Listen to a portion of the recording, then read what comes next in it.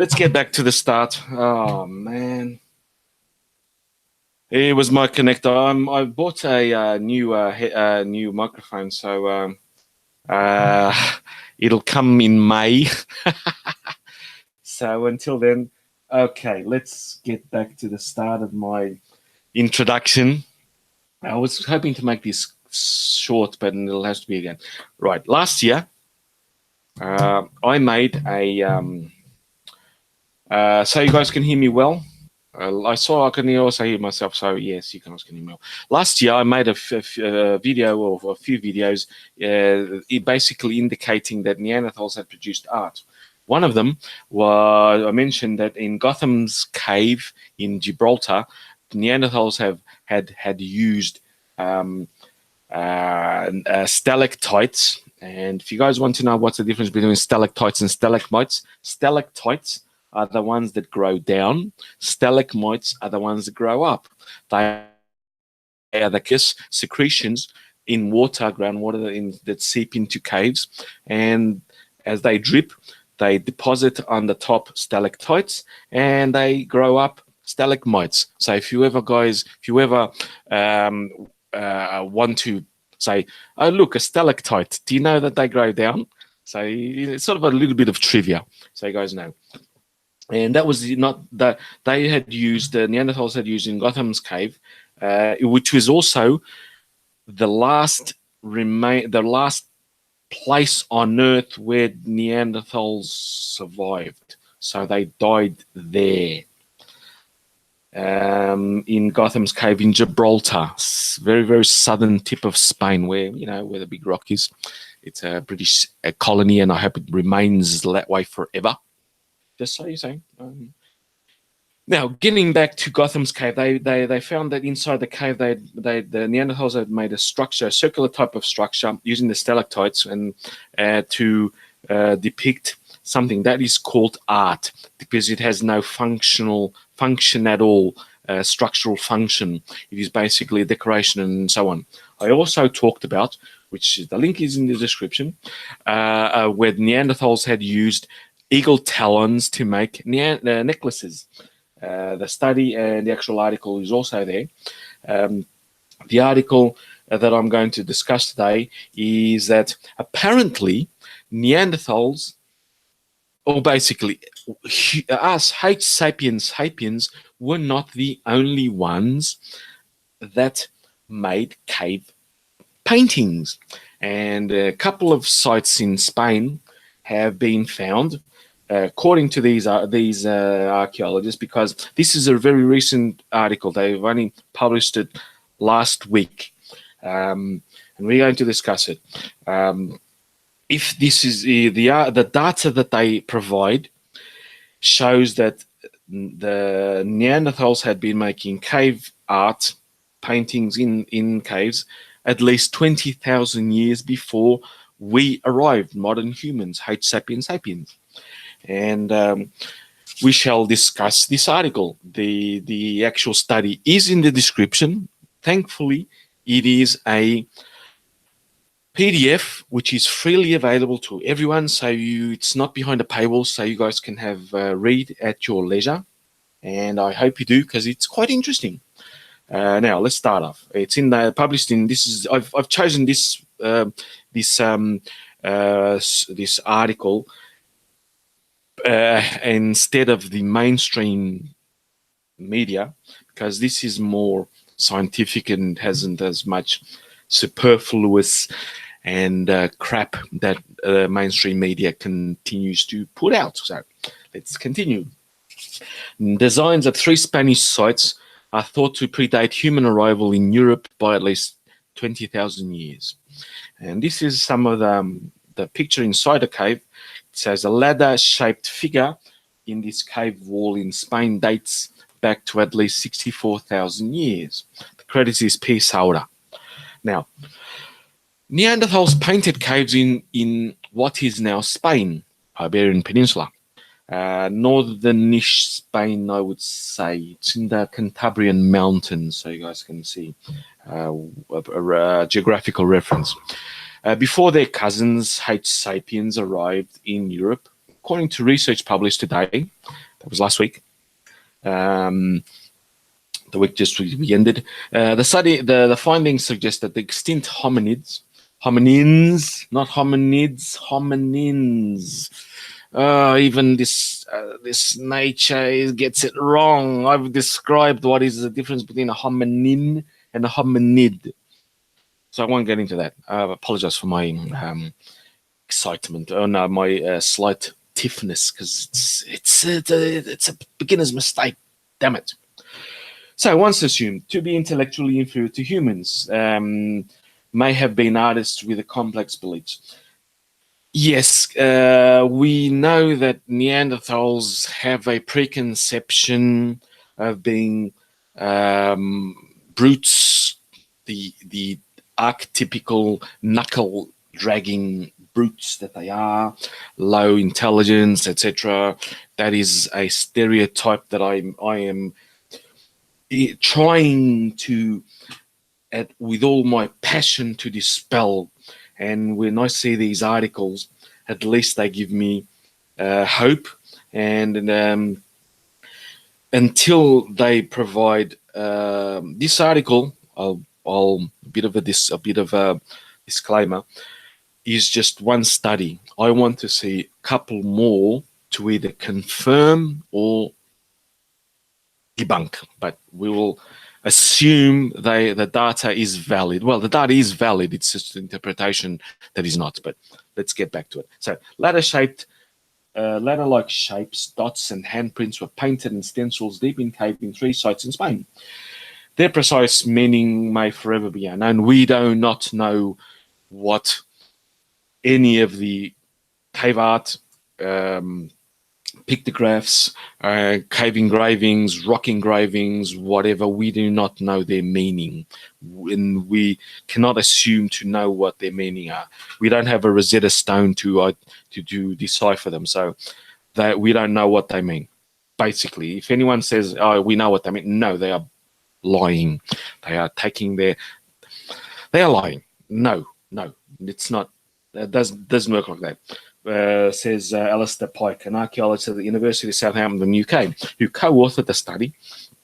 But there were almost certain meaning. They were, of course, certain meaningful to the lost kin. They were yes, they are. People don't produce something that will last forever or a long time for just the folly of it. We do now, unfortunately, but before now, no, they had meaning, but we don't know what the meaning of. So the people were making journeys into the darkness because they were inside. They had to use torch lit to get to where the paintings were made. So just basic introduction. Humans are thought to have arrived in Europe from Africa around 45,000 years ago. Yeah, more or less.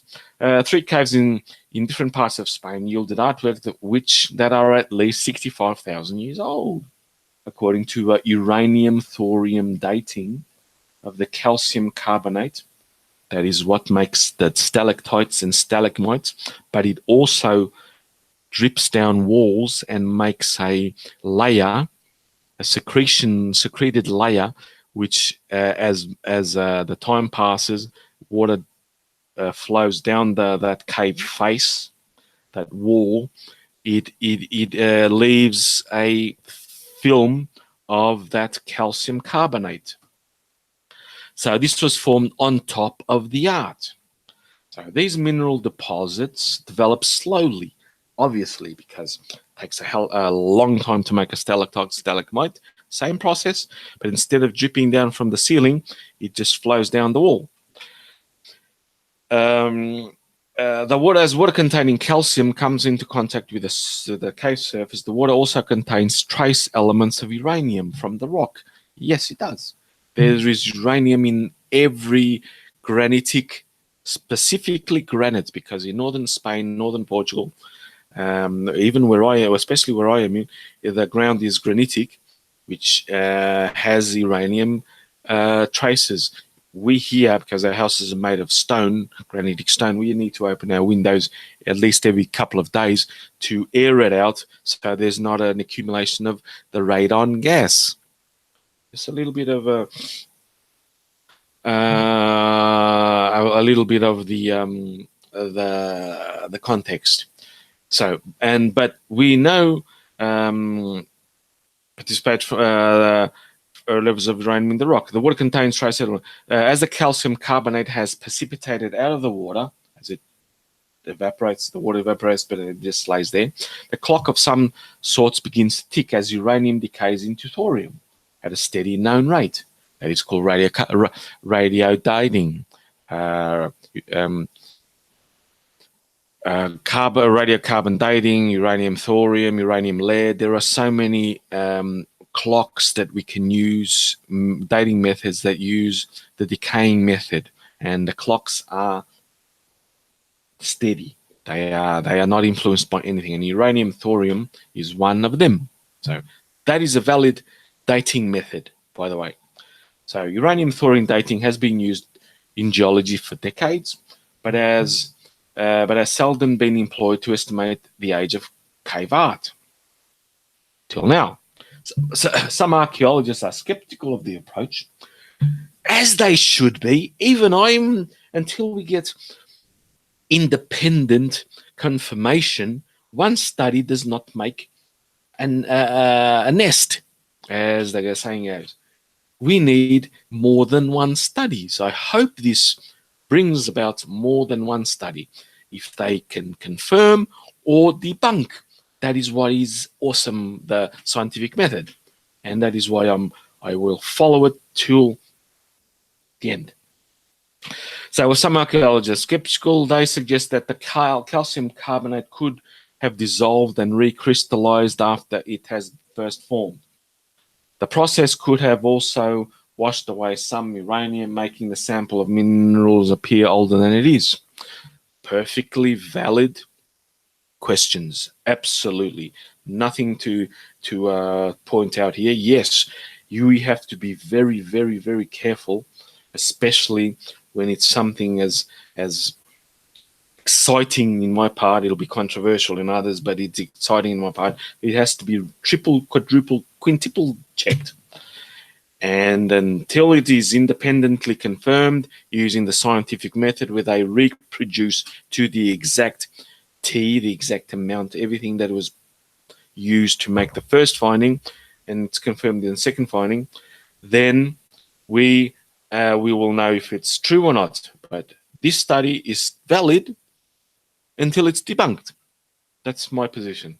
Until now, the oldest cave art, known cave art, has been around 40,000 years ago. Stencil hands and animals in the Indonesian site 40,000 years ago, and was dated in 2014. The discs and hand stencils in the cave of Cantabria, Spain, that were found in Pike and his colleague in 2012. So it's not new.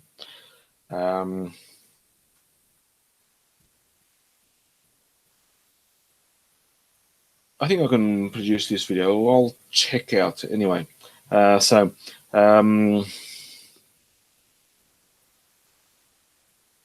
Anticipating objections, right?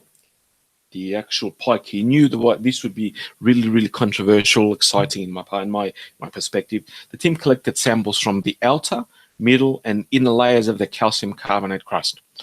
As the calcium carbonate crust forms layers. It's sort of like an analogy would be puff pastry. You know, it has many layers, layer upon layer, etc.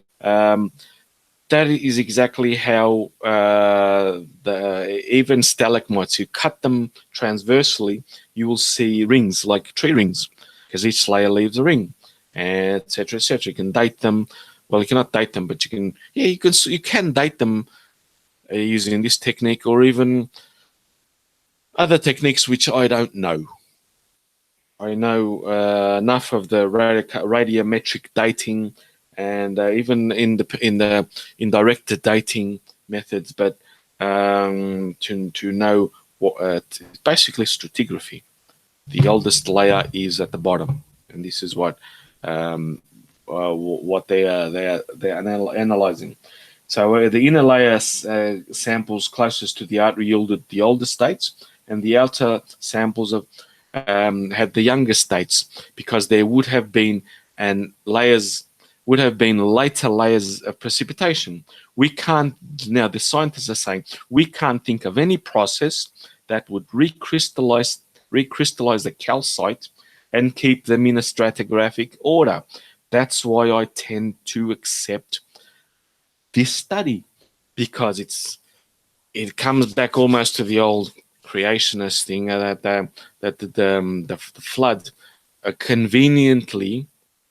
It's just an analogy that works explaining this, because it is the layers are laid down geologically, the oldest at the bottom, the youngest at the top. Now, creationists, as you guys know, say that no, God made the flood and all the layers were put in the right order, and this is what they were trying to disprove, that there is no method that they know of that can make the oldest layers oldest, even if with the recrystallization. They don't know, and I hope someone disproves them, because then we can know how that process is made. That's not debunking. That's just new science. So Pike said the researchers waited 3 years to publish their results after finding their first clearly pre-Homo pre-sapien hate sapiens us date, pre-us. So they went back and double-checked and triple-checked, so they could collect multiple examples and publish their methodology. Let's see if this works. This works. I might stop it a little bit. Let's see.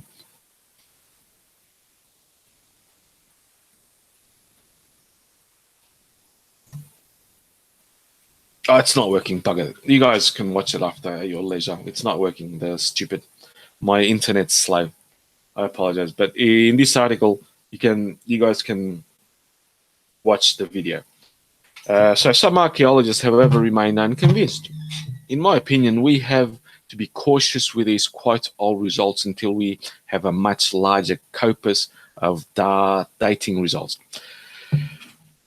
Roberto Otañón Peredo, an archaeologist of prehistory and archaeology museum at Cantabria in Santander, Spain, says we must keep a cool head.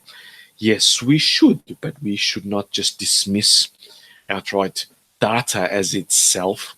They have one set of data. Now, other archaeologists need to collect data to debunk or confirm using the scientific method that they have published in the article, which I have in the description.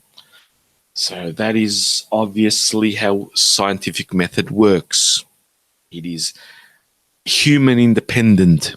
If you apply the same methods, the same thing, you will either prove the data or disprove the data. That is as simple as that. That's how you are in the scientific method can weed out falsehoods, fakeries, forgeries, etc., etc.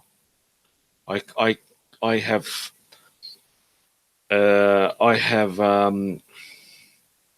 accept the scientific method because that's the most accurate one we have at the moment. So, Pike suggests that the reluctance to believe that Neanderthals were creating cave art may have less to do with methodological disputes than plain old speciesism. I love the isms. People are very prejudiced against Neanderthals. He says, yes, they are. We are. Of course we are. I'm trying, like I said before, I'm trying to dispel. Well, I hope I said that before. It wasn't when I talked about before the sound came on. I will cut that part out, hopefully. So I can start at more or less where it begins. But people do have a prejudice against Neanderthals.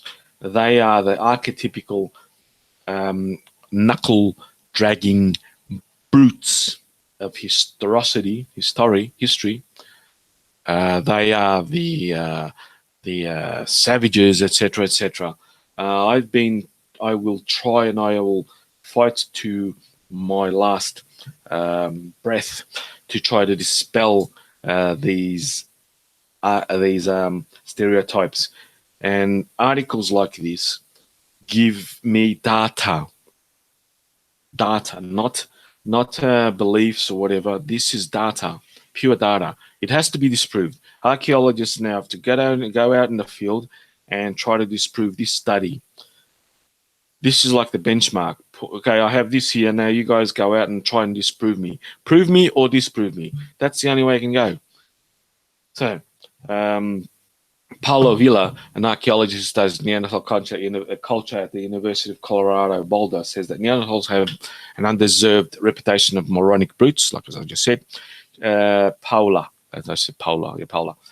She says that since their bodies were archaic, well, only their heads were archaic. They were exactly the same as us, neck down, except slightly bigger bones because of the muscles they had enormous bodybuilding, barrel chests and huge muscles that even bowed their legs became bowed because of all the power they had in their muscles and their arms, etc. But the most archaic feature was like it says here, was the heavy bones, but the pronounced brow ridges and the sloping forehead, not the boxed forehead that we have. I've said it before, the distinction between it. And they didn't have a chin. H. sapiens, us, have chins. No brow ridges, but chins. No other hominin had chins before us. That is possibly the most distinguishing feature we have. So they were, as you said, like I said before, stereotypically the knuckle-dragging dimwits, but they're not.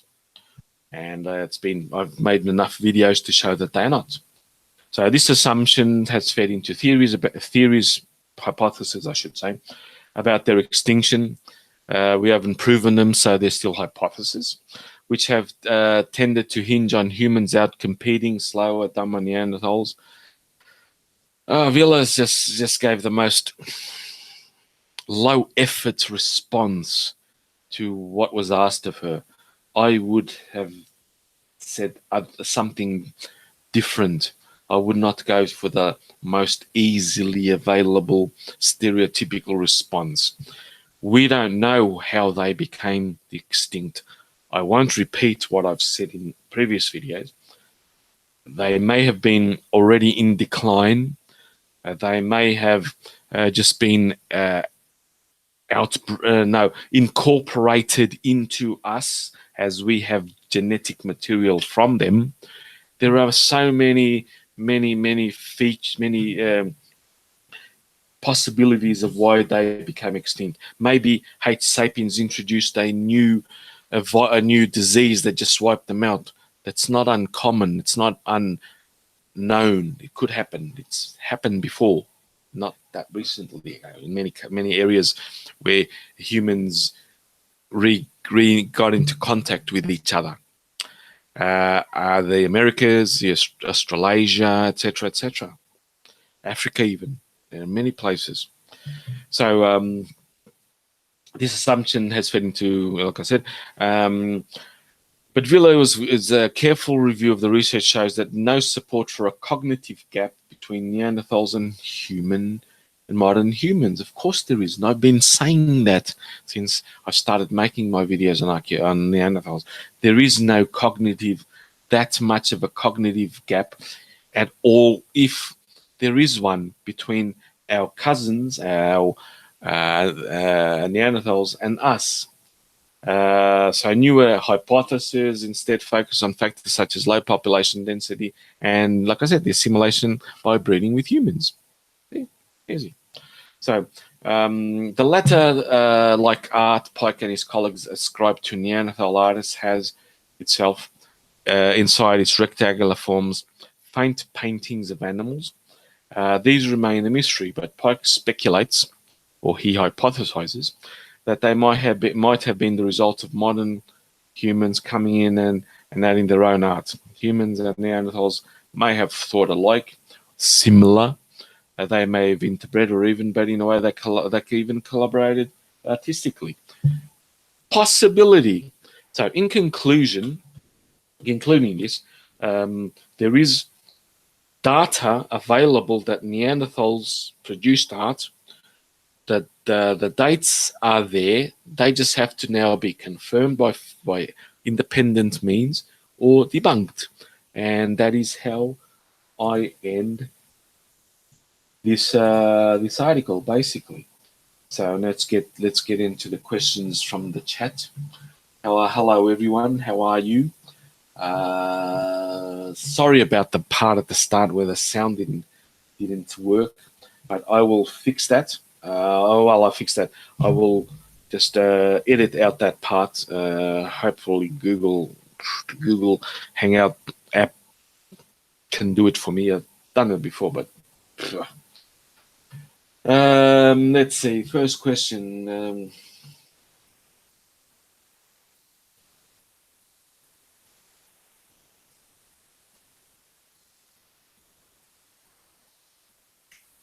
Let's see. Hate sapien, Batman. They used for that. We don't know what about the lighting. The Batman about the lighting that they used. We don't know what they used. It could have been just simple sticks or pieces of wood that they ignited, or they could have added. We don't know. Animal fats, lamps. No, not that came much later. Even later in the Hate Sapiens, possibly after the Solutrean, that is around the 22-ish thousand years ago. So that we know that there were some animal fat lamps after the Solutrean or during the Solutrean, but post 22,000 years ago. Of course, they were during the Neolithic and post periods of that. But in this period, I would not say that, no. Is there any Stone Age art in Africa that predates human migrating? I don't know, Batman. I don't know if there is any Stone Age art. There could be. I hope they find some. Honestly, I hope they do. For the oldest one that I've read about is about 15,000 years ago, and that would be North Africa, post not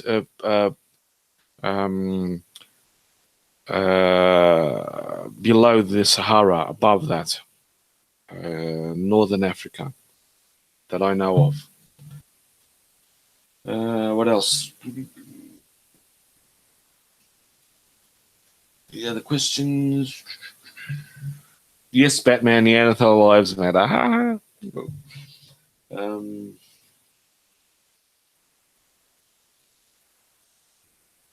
Hello, Mario Fusco.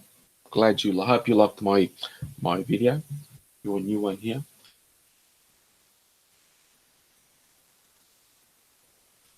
Mario Fusco, about the flowers in grave goods and also ochre.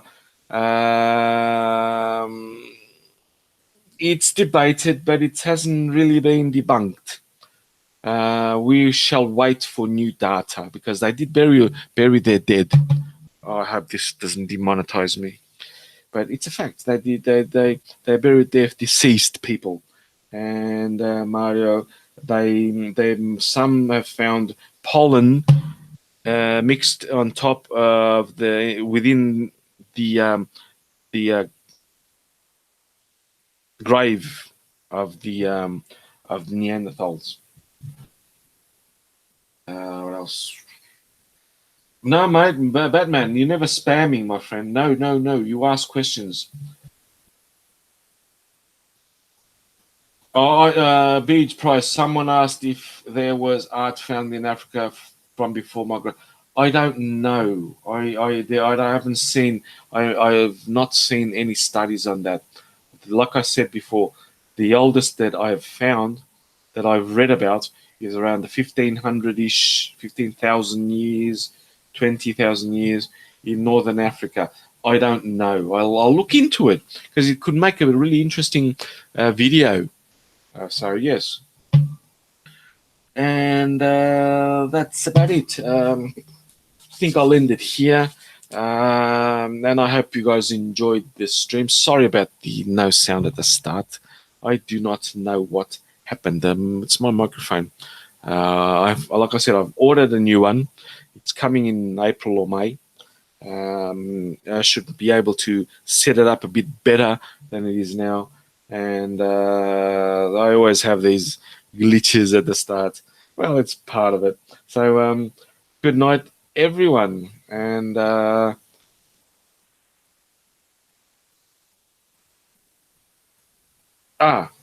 before I go, Mario Fusco. Hello, mate. Irish archaeologist. How are you? Do you buy into the idea that Neanderthals died out due to poor spear technology? Well, if they had the spear technology that the archaeologists used, that Neanderthal used for most of their existence was the Masturian technology. That led into the Gravitian technology as well. There's a debate of whether the Neanderthals used the Gravitian as well as obviously Masturian. So I would not say if they with Masturian technology, spears, etc., and the toolkit lasted at least 125,000 years in Europe, I wouldn't say that would be a factor. So obviously, H. sapiens later technology was much more obviously efficient. We can actually measure their efficiency, but for 125,000 years at least, Neanderthals did not have much troubles with Masturian technology. So that's how I will end it now. Cheers, people, and I have another stream tomorrow. I'm going to discuss culture with one or two guests. So tune in to tomorrow, and we end it